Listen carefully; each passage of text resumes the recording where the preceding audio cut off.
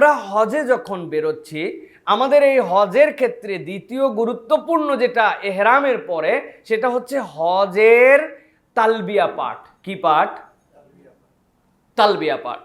আমি তো বলি যে হজের জাতীয় সঙ্গীত হচ্ছে তালবিয়া পাঠ, এবং ইমানদারদেরই ওয়ান কাইন্ড অফ জাতীয় সঙ্গীত হচ্ছে তালবিয়া। কেবল হজ নয়, এই তালবিয়া আপনার হৃদয়ে ধারণ করতে হবে কবর পর্যন্ত। তালবিয়া আমার জন্য হজের জাতীয় সঙ্গীত। কি বলছি আমি, কেন বলছি? ইব্রাহিম আলাইহিস সালাম দাঁড়ালেন, আল্লাহ রাব্বুল আমিন তাকে বললেন আপনি ডাক দেন। কি ডাক দিবেন? আপনি ডাক দেন যে আমি আমার সন্তান মিলে এই ঘরকে পবিত্র করেছি। আপনি হজের ঘোষণা দিয়ে দেন। ইব্রাহিম আলাইহিস সালাম হজের ঘোষণা দিলেন। আপনি পরোক্ষভাবে ইব্রাহিম আলাইহিস সালামের ওই ডাককে সাড়া দিচ্ছেন। কোন ডাকে সাড়া দিচ্ছেন? এটা সবার আগে হৃদয়ে পারঙ্গম করতে হবে। ইব্রাহিম আলাইহিস সালাম আল্লাহকে বলেছিলেন, ইন্নী ওয়াজ্জাহাতু ওয়াজহিয়া লিল্লাযী ফাতারাস সামাওয়াতি ওয়াল আরদা হানিফাও ওয়া মা আনা মিনাল মুশরিকিন। আল্লাহ, পুত পবিত্র করলাম নিজেকে, আমি মুশরিকদের অন্তর্ভুক্ত নয়। তোমার ঘরকেও পবিত্র করলাম। এই ঘরে পবিত্র মানুষদের জন্য আমি হজের আহ্বান তোমার পক্ষ থেকে করলাম। আপনি আল্লাহকে বলছেন লাব্বাইক। আই রব, ওই যে পবিত্রতার ঘোষণার দিকে ডেকেছো, শিরিক মুক্ত অন্তরের দিকে ডেকেছো, তোমার ঘরে আহ্বান করেছো, আমি আল্লাহ এখন বলতেছি লাব্বাইক। আল্লাহ, আমি শরীকবিহীন ভাবে আমি এখন তোমার কাছে বলছি রব্বুল আলামিন, আমি হাজির হচ্ছি বান্দা হিসাবে, তোমার কাছে আমি হাজির হচ্ছি, ওই হজে হাজির হচ্ছি। এরপর আল্লাহর কাছে আপনি বলতেছেন লাব্বাইক লা শারীকা লাকা লাব্বাইক। আয় আল্লাহ, আপনার কাছে আমি বলছি, এমন রবের কাছে আমি হাজির হচ্ছি যেই রবের কোনো শরীক নাই, যেই রবের কাছে ছাড়া অন্য কারো কাছে যাওয়ার মতো আমার জায়গা নাই। আপনি ফিল করেন লাব্বাইক লা শারীকা লাকা লাব্বাইক, এটা বলার দরকার ছিল না, কিন্তু লাব্বাইক বলার পর আল্লাহ আবার এটা বলাচ্ছেন এই জন্য, একটা বান্দা দুনিয়ার বুকে তার প্রয়োজন আছে, প্রয়োজনে কেউ তাকে ডাক দিয়েছে, ডাক দেওয়ার পরে আপনি সেখানে যেই মাকসুদ পূরণের জন্য গিয়েছেন, যে দেখেন সেটা আপনি পান নাই, আপনার দ্বিতীয় দুয়ার আছে, দ্বিতীয় যাওয়ার জায়গা আছে। একটা চাকরির সুপারিশের জন্য এমপিকে বলছিলেন, এমপি শুনে নাই। আপনি আরেক চেয়ারম্যানের কাছে গেছেন, চেয়ারম্যান শুনে নাই। যোগাযোগ করে মন্ত্রীর কাছে গেছেন, মন্ত্রী শুনে নাই। প্রধানমন্ত্রীর দপ্তরে কোনোভাবে যোগাযোগ করতে পারছেন, কোনো না কোনোভাবে আপনার কাজ হয়েছে, কিন্তু আপনি বলছেন লাব্বাইক আল্লাহ, আমি আপনার কাছে হাজির। তবে সবার আগে তোমার কাছে বলে রাখি আল্লাহ, লাব্বাইক লা শারীকা লাকা লাব্বাইক। আল্লাহ, এমন জায়গায় হাজির হয়েছি, তুমি যদি আমার হাজিরা কবুল না করো, আমার আর যাওয়ার কোনো জায়গা নাই। আল্লাহু আকবার। বান্দা যদি একবার হৃদয় থেকে ফিল করে এই লাব্বাইকের এই দুইটা শব্দ বলে ফেলে, আল্লাহ তার হজ আরাফাতে যাওয়ার আগে হয়তো কবুল করে নিবে। কারণ দুনিয়াতে এরকম তো অনেক মানুষ আছে, যেই মানুষ হজের নিয়ত করছিল কিন্তু মক্কায় যেতে পারে নাই, হয় না এরকম? কিন্তু ওই মানুষের নিয়তের কারণ সে হজের সওয়াব পাবে। এটাই উম্মতে মুহাম্মাদের জন্য আল্লাহর পক্ষ থেকে দয়া। আপনি একটা গুনার নিয়ত করছেন, আপনার গুনাহ লেখা শুরু হয় না, কিন্তু আপনি একটা সওয়াবের নিয়ত করছেন যে নিচে নেমেই কোনো ব্যক্তি যদি আমার কাছে হাত পাতে, আমি আমার সাধ্যের মধ্যে 20টা টাকা দান করবো ইনশাল্লাহ। একটা লোকও সারাদিন আপনার কাছে হাত পাতে নাই, চাই নাই, আসে নাই, কিন্তু আপনার সওয়াব আল্লাহ ওই যে নিয়ত করছেন আল কলম সেন্টারে বসে, আপনার সওয়াব লেখা শুরু হয়ে গেছে। আপনি আল্লাহর কাছে বলছেন লাব্বাইক আল্লাহুম্মা লাব্বাইক, লাব্বাইক লা শারীকা লাকা লাব্বাইক। আয় রব, আমি তোমার কাছে হাজির যেই রবের কোনো শরীক নাই।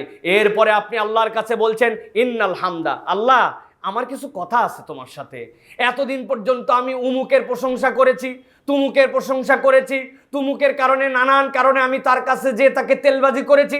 আল্লাহ, দুনিয়ার কারণে আমাকে এটা করতে হয়েছে। আল্লাহ, আমার স্বামীর মতো স্বামী হয় না, আমার বউয়ের মতো বউ হয় না, আমার লিডারের মতো লিডার হয় না, আমার আব্বা এটা দিয়ে গিয়েছিল বলে, আমার অমুক মামা আমার জন্য সুপারিশ করেছিল বলে, আমার অমুক সময় অমুক সিদ্ধান্ত নিয়েছিলাম বলে। এই যে প্রশংসার চ্যাপ্টার যা ছিল আল্লাহ, আজকে আমি ক্লোজ করে দিলাম ইন্নাল হামদা। আমি ঘোষণা দিচ্ছি আল্লাহ, আমি তো ওই রবের কাছে হাজির আছি যার জন্য সকল প্রশংসা। এরপরে বলছেন আল্লাহ, কেবল এইটুকুই নয়, ওয়ান নি'মাতা, আমার জীবনে কত ধরনের কত অনুগ্রহের কথা বলি, কত ধরনের কত কৃতজ্ঞতা আমি স্বীকার করি।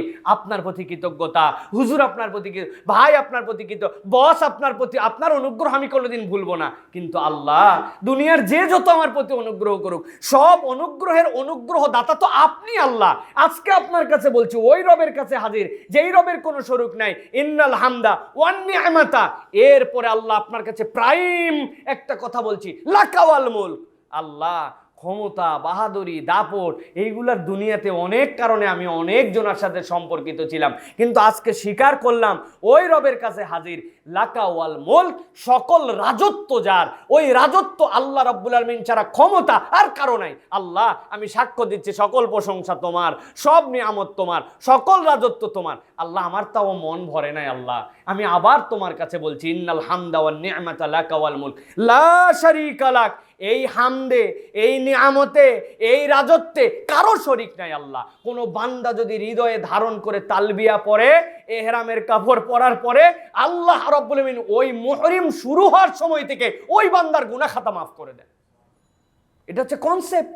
এখন আপনি, আমি এহরামের কাপড় পরলাম, তালবিয়া পড়লাম, মুখে উচ্চারণ করবে লাব্বাইক লা শারীকা লাক ইন্নাল হামদা ওয়ান নি'মাতা লাকা ওয়াল মুলক লা শারীকা লাক, এটা বলতেছি আর চিন্তা করতেছি আমার হুজুর ছিল বলে আমার হজের সফরটা সুন্দর হচ্ছে। আহা, যে ট্রাভেলসে আসছে এদের কি ব্যবস্থাপনা রে, তাদের মতো কাজ কেউ, অমুক ট্রাভেলসে ছিল, অমুক খারাপ, খাওয়া খারাপ, এ খারাপ, সে খারাপ, আমারটা অনেক ভালো। ওরে বাবা রে বাবা, সবাই কি রাইট টাইমে বাস আনতে পারে? আমার মুআল্লিমের যে পাওয়ার!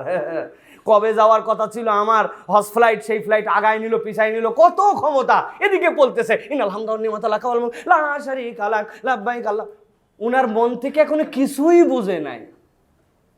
আপনাদের কাছে হয়তো শুনতে বিরক্তি লাগতে পারে, কিন্তু বাস্তবতাটা এইটা প্রিয় ভাইরা। আপনি তালবিয়ার থিম নিজের মধ্যে ধারণ করেন। এটা ইব্রাহিম আলাইহিস সালামের ডাকে আপনি হজে যাচ্ছেন, কিন্তু ওই কাবাকে আপনি কি করতে যাচ্ছেন? ওই কাবাকে তিনি ঘোষণা দিয়েছেন, তিনি এইটাকে পবিত্র করেছেন, শিরিক মুক্ত করেছেন, তাওহীদ এখানে যুক্ত করেছেন। আপনার আমার জীবনে এই তিনটা জিনিস যদি যুক্ত না হয়, তাহলে আপনি আমি হজের থিম ধারণ করতে পারি নাই প্রিয় ভাইরা। এই জন্য বারবার এটার মধ্যে আপনাকে ঢুকতে হবে।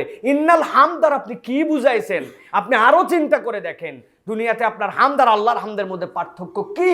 আপনি এটা ভালো করে অনুভব করেন। ও নিয়ামতা, নিয়ামত আপনার জীবনে কি? আপনি আল্লাহর কাছে বলতেছেন কেবল মুখের কথা না, আল্লাহ আমাকে কি নিয়ামত দিয়েছেন। আল্লাহ সবচেয়ে বড় নিয়ামত, আল্লাহ সুস্থ রেখে, আল্লাহ পাগলের প্রতি হজ ফরজ করেন নাই, আমারে না সুস্থ রেখে এহরামের কাপড় পরায়া, এই তালবিয়াটা মুখ দিয়ে উচ্চারণ করায়া আল্লাহ আমাকে হজের সফরে নিচ্ছেন। এর থেকে বড় নিয়ামত আর কি আছে আমার জীবনে? ধারণ করতে হবে লাকা ওয়াল মুলক, এটা ধারণ করতে হবে। আমরা তো ক্ষমতার কেন্দ্রবিন্দু সবকিছু ভাগ করে দিছি। আমরা দেশ, রাষ্ট্র, ক্ষমতা সবকিছু আমরা ভাগ করে দিয়েছি। আল্লাহ রাব্বুল আলামিনের ক্ষমতাই রাখি নাই। আল্লাহর বয়স হয়ে গেছে, ওনারে রিটায়ার্ডে পাঠাইছি আমরা। নাউযুবিল্লাহি মিন যালিক। প্রিয় ভাইয়েরা, এই জন্য এই তালবিয়ার শিক্ষাটা আমাদের হৃদয়ের মধ্যে ধারণ করতে হবে।